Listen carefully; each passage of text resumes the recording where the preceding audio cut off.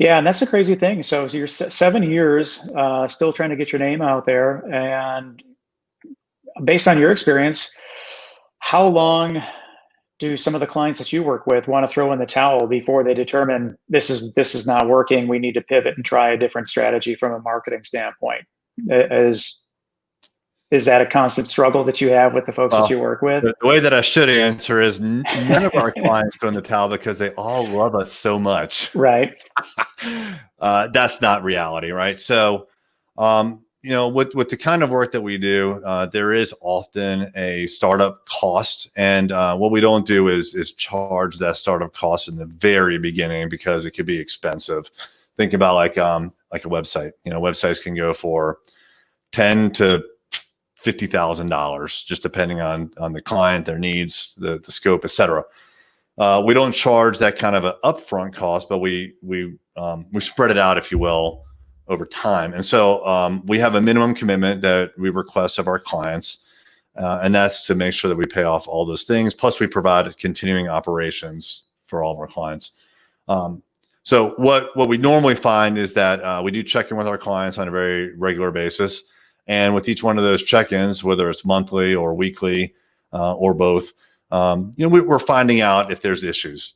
And if there are issues, then we have just an honest conversation. And if we're not able to provide the results that they're looking for, then we have a couple of options. So either before that minimum commitment term expires, we could change tactics, change strategy, which is not an insignificant thing, because we do have a strategy document. We have the whole team is lined up on that strategy. If we're going to change directions, it's a big deal, but we can do it.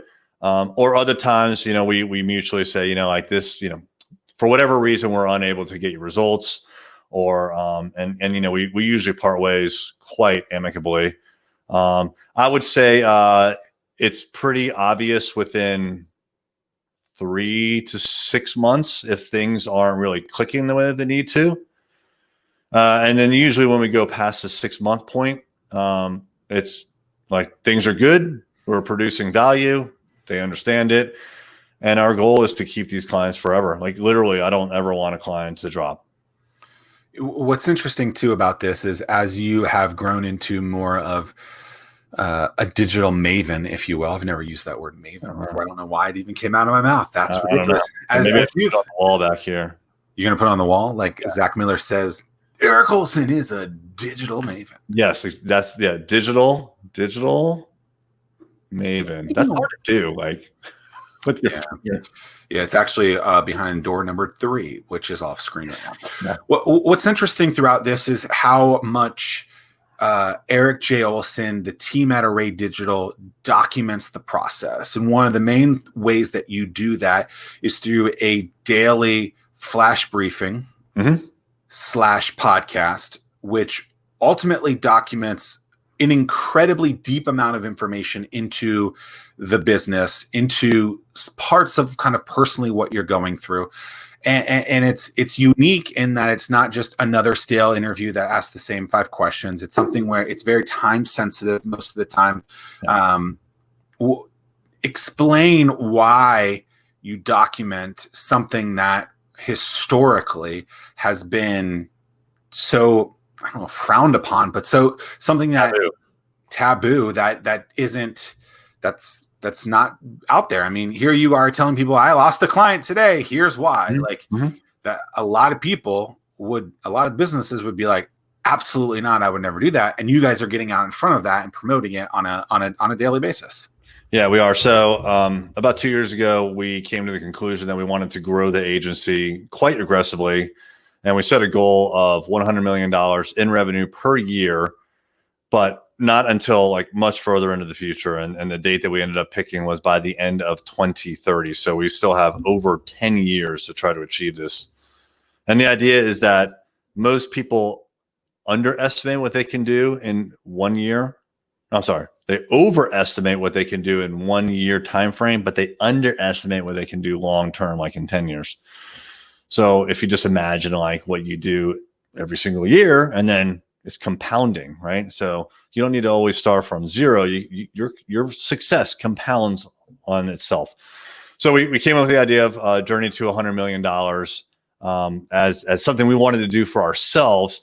And then when we were thinking about how to market our company, we wanted a podcast, right? So podcasts were hot. I should have got into that game many, many years ago. I mean, they've been around for like over 10 years probably. But at the time when we started, which was in the beginning of 2019, they were certainly very hot, and we wanted to get in on that. And so we wanted a podcast, and we weren't quite sure what we were going to talk about.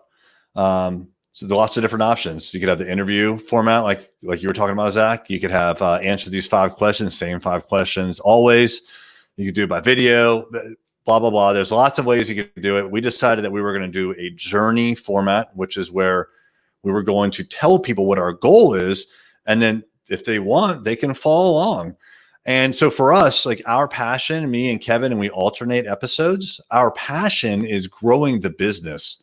Like that, when we get really fired up, we talk about business. So we're business people, and that excites us. And so we wanted to talk about all the things that we were doing, and we're very transparent. It's one of our core values in our company, which is transparency.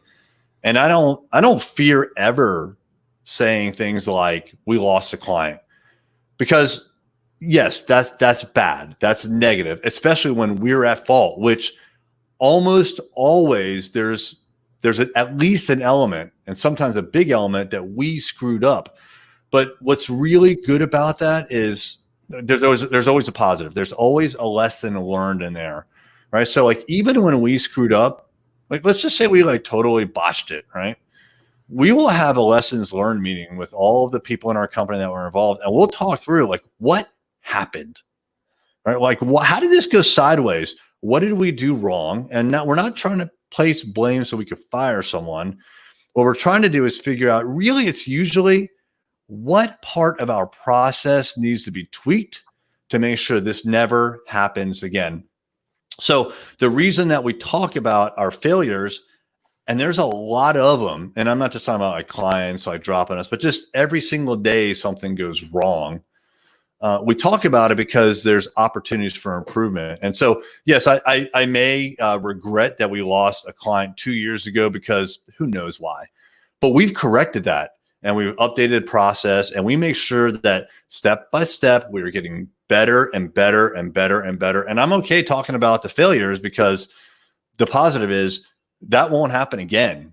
And if it does, right, there's a bigger breakdown that we have to address. Yeah, and the other aspect that I really like about what you guys are doing is the fact that what you're leveraging, if people don't know, if you don't tell people how they can help you, they're never going to help you. So you put it out there and you say, hey, we want to get to $100 million. So now people know how to help you, but so many people see that as a weakness that they're afraid to throw that stuff out there. And it's such a huge, it's so important. You're absolutely right. It's so when we started to publicize that, there were a couple of people, like what I would consider to be like heavy hitters, that came to us. And they're like, hey, if you want to get to $100 million, you need to be thinking about X, Y, and Z. And that kind of advice probably would have never come to us if we had not put that out in the universe. Can you give us an example of like what that exact advice was? Yeah, so there was one about acquisitions. So someone has said, hey, are you planning on growing organically, or are you going to be like acquiring and merging?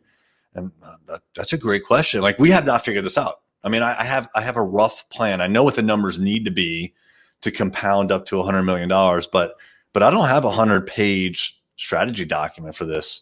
I mean, what you hear on the podcast, which by the way is called Journey to $100 Million,